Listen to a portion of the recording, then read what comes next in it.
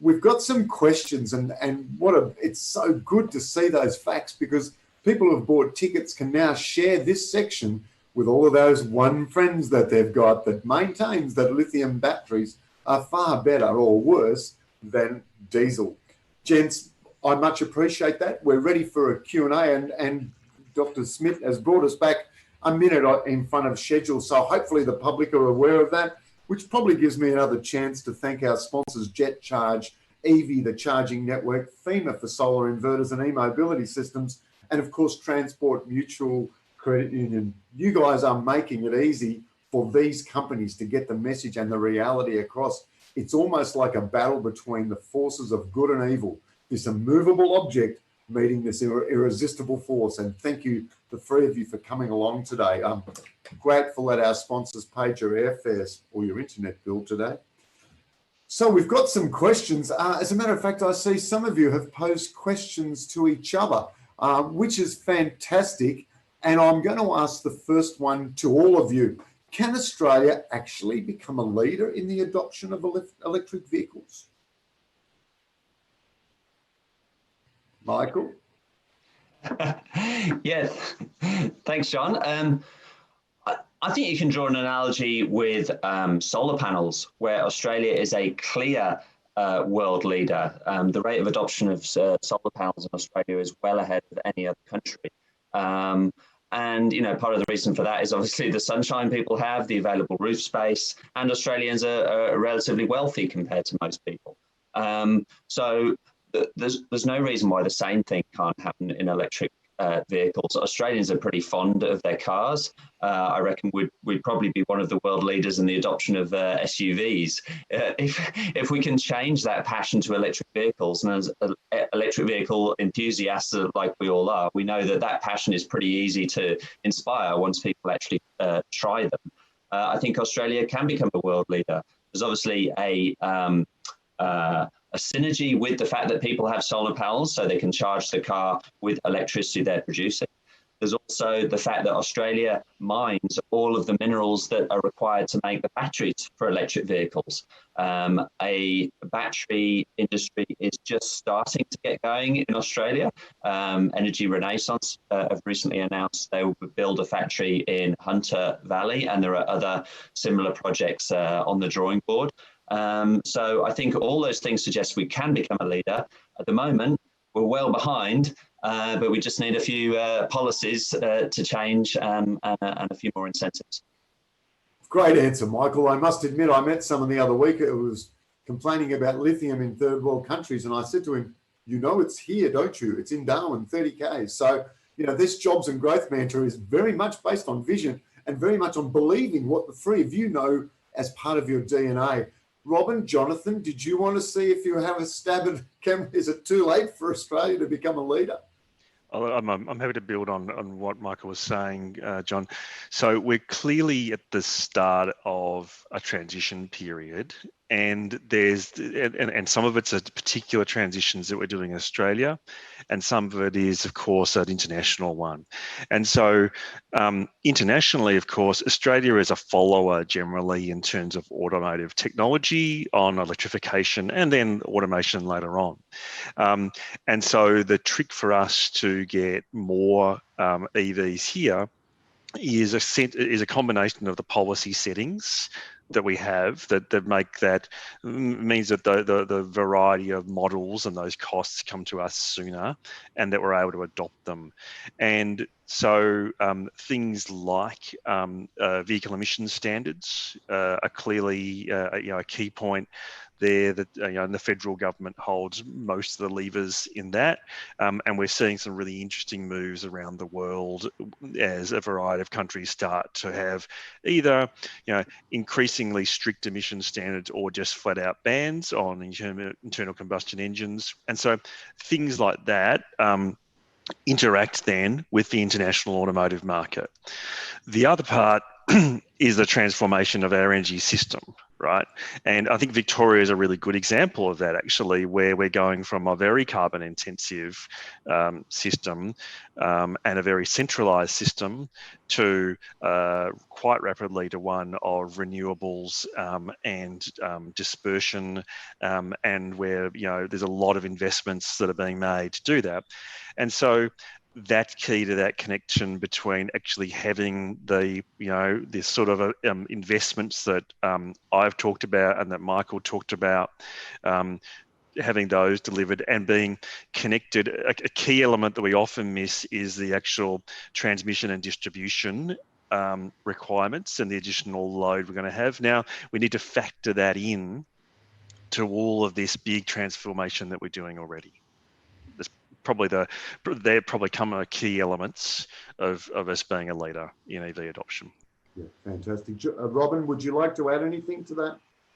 Yes, thanks, John. So I fully agree with the previous point made. For me, coming from Europe, I think it's quite interesting to see the massive potential that we have in Australia, but we don't really use it at the moment, but it's definitely there. You know, even those negative policies with the electric vehicle tax that is being proposed, it's just amazing. It can easily be turned around and we can take a leading position, but we just need to have the political will to do it. Yeah, you'll notice that we don't have Matt Canavan or Craig Kelly or Barnaby on the agenda, and we may never. And I sometimes think politicians should wear the names of their sponsors down their sleeves so we know who they're working for, because it clearly isn't us. We've got two ripper questions from some intelligentsia in the audience today. One from Daryl. I won't mention his last name because he's probably quite shy. And when you ask a question like this, you can understand why. Given the overwhelming positive cost benefits from the reports presented here today and from the avalanche of reports since 2009, why do you guys think the Australian governments are reluctant to act? Anyone? ASIO's not listening. Well, there's been a number of, you know, studies done, and there's been a process at the federal level, and I think it probably reflects some of the challenges that we're grappling at a more macro level about the energy transition, and it is but a subset of those really big national challenges that we've faced and so far only made partial progress on. And as a result, you do see some state governments and corporate and other sectors making their own decisions about where they think the future lies. And I think that's promising, but I think the slowness of dealing with some of the emissions standards issues is very much tied up with that broader challenge that we have as a nation about our energy policy. Yeah, great. Robin, did you want to add something? Michael, you're unmuted. You want to jump in? Why do you think? Yeah, sure. I mean, you know, I think the reason is just it's the broader question of why has Australia, particularly at the federal level, not adopted serious climate action, and why has it been you know, so politically contentious for so long? So the answer to the question really is a subset of, you know, that, and you know, and there's many issues to that. The fact that the fossil fuel industry is so strong here and their economic power translates into political power is certainly part of it. But why, let's say, state governments have not adopted electric vehicles more quickly for buses or for government fleets? I honestly don't know. It's a bit of a mystery why they've been so slow on that. Thank you. And Robin, did you want to add something there? Yeah, I think just from my observation, also coming from overseas, I think one of the main issues is the media here. There's just people are not informed properly. There is no evidence-based information. Actually, there's misinformation, which is also one of the reasons that I really want to get the right information out, because people don't seem to realize what the evidence or the scientific evidence suggests. So I think the media is a big factor in this all as well. Yeah, anyone would think it was all tied together between the government, the media, and the coal companies. Who knew? Especially when you've got the facts. You know, something that shows cost neutral in 5 years. Has the minister been informed? which leads on to the next question. Dankjewel, Robin. How can we increase the impact and reduce the potential duplication of effort between the wide range of groups working in this space? How can collaboration be improved across activist groups, plus government, education and industry? And thank you too, Kathleen Davies. Michael, you're unmuted again. I need to sort that out, mute myself. I'll just say that it's been Beyond Zero Emissions as a think tank has always focused on technology to just try and take the politics out of things. We've always said that we're apolitical, and because we've done that pretty resolutely over a long time, we're able to talk to both sides of politics. So our aim at the moment, our main stakeholder really is the federal government. So we're having conversations with the Prime Minister's office, with the Energy Minister's office, about the kind of things we're suggesting in the Million Jobs Plan. And we do see some shift. I do think politicians on all sides of politics are beginning to realise, one, that the transition is inevitable, and two, that it's not a huge sacrifice for Australia. In fact, there are loads of opportunities. So the change is by no means as fast as we need and as we would like, but it is happening. Yeah, good, great answer. And because Kathleen's question was, how can collaboration be improved across activist groups, plus government, education and industry, I suppose I would say join the Australian Electric Vehicle Association so that you can access this presentation, gentlemen, your presentation today, and these questions and your answers will be shared far and wide and will form the base of the change in 10 years' time, where Norway will be doing goodness knows what and will still be moving towards that future. Robin, did you want to add something there? I mean, obviously, the three of you have the research, you have the facts, 1 million jobs, it's cost neutral. How do we avoid that duplication and how do we collaborate harder?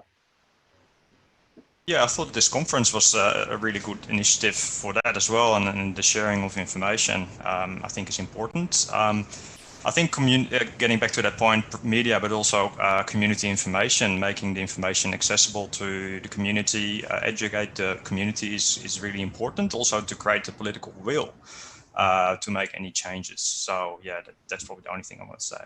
Yeah, thank you. And I noticed that Professor Flannery spoke about the virus and the vaccine, and certainly we believe that information and facts-driven information is the way to go.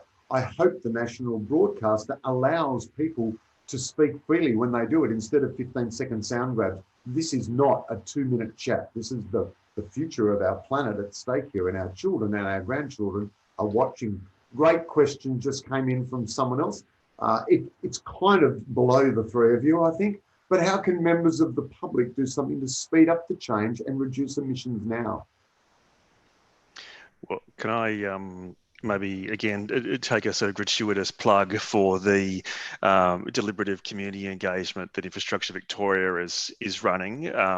So just to recap on that, I did mention it in the presentation, but we are interested in talking to around 450 Victorians from all backgrounds and walks of life around what they think are practical steps that can be taken that they can accept to reduce petrol and diesel vehicle use and transition to electric vehicles. And what we're trying to do is part of this demystifying and explaining to stakeholders, including governments, that actually, ordinary people can grasp the facts around this. And if you give them a chance to think about it, they'll tell us what does and doesn't work for them.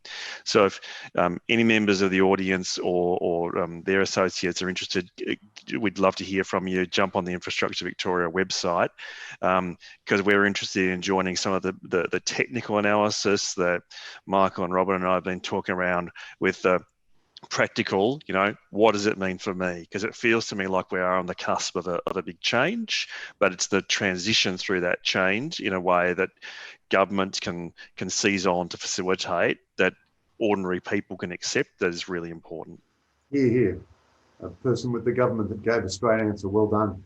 Robin, Michael, you're always unmuted, which is great. Is there anything you can think of, Michael, that will accelerate and speed up the change to reduce emissions now? There's lots of things, but for the regular punter, I think it's the usual. Let your elected representatives know of your interest and enthusiasm for electric vehicles. Let them know the benefits. I suppose if you're in South Australia and Victoria, let them know you're not too happy about taxing an emerging technology before it's got off the ground.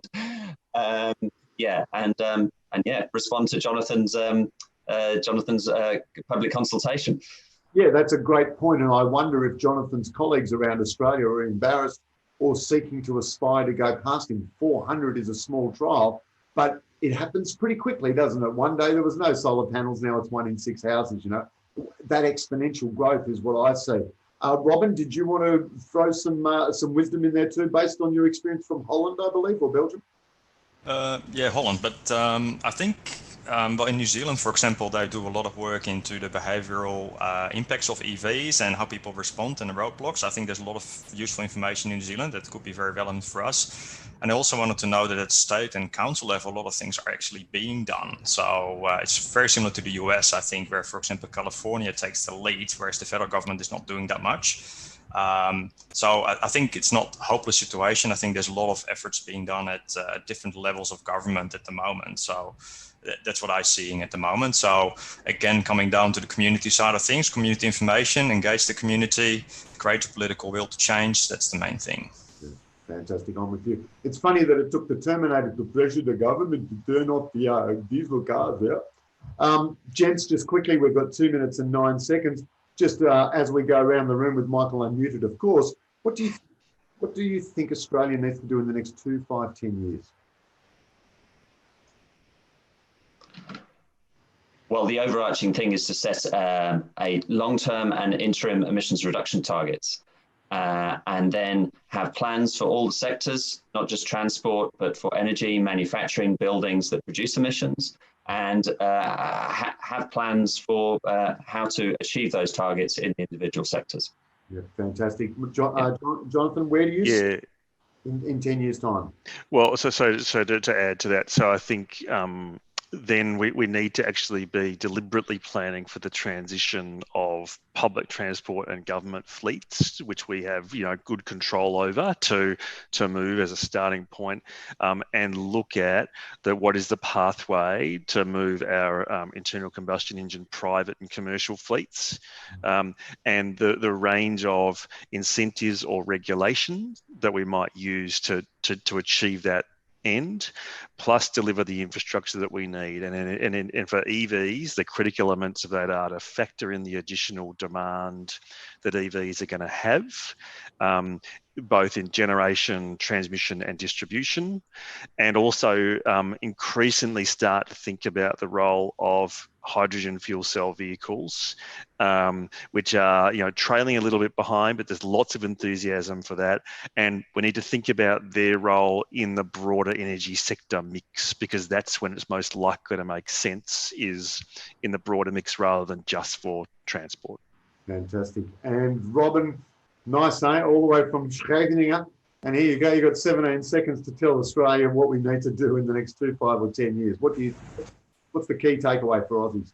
I think there's many things, but one of the things we really should be doing is harmonization with international legislation for CO2 emission standards and fuel efficiency standards. I think that's really one of the issues at the moment in Australia that also affects vehicle manufacturers to sell their vehicles here. We need to harmonize as soon as possible. Yeah, I'm with you on that. No arguments. And of course, this is being recorded and distributed due to the generosity of our sponsors, our good friends of the Victorian State Government, Jet Charge, EV, FEMA and Transport Mutual Credit Union. Gentlemen, thank you so much for coming along today. We're going to take an hour for lunch and we look forward to seeing you back at about 1:30. Thank you very much.